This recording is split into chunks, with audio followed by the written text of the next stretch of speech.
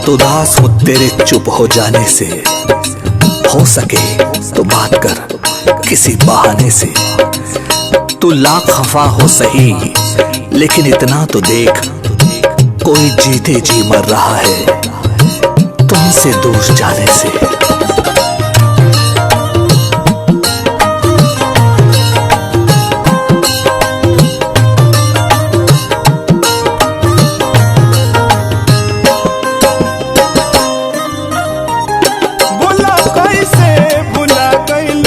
कसम वादा को के ये जान बड़ी खुश बारूनू तू हमसे दागा को के ये जान।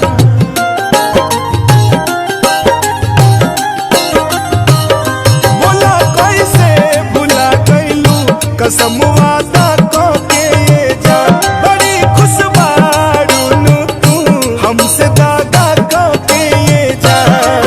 तू ही रहलू अखिया के हमरा तारा अभी तो के याद करके जा रो देला दिलवा बेचारा। हाँ अभी तो के याद करके जा रो देला दिलवा बेचारा। बहुत गहरी थी रात लेकिन हम सोए नहीं, दर्द भी बहुत था दिल में लेकिन हम रोए नहीं। कोई नहीं हमारा जो पूछे हमसे भी, जाग रहे हो किसी के लिए या फिर किसी के लिए सोए नहीं।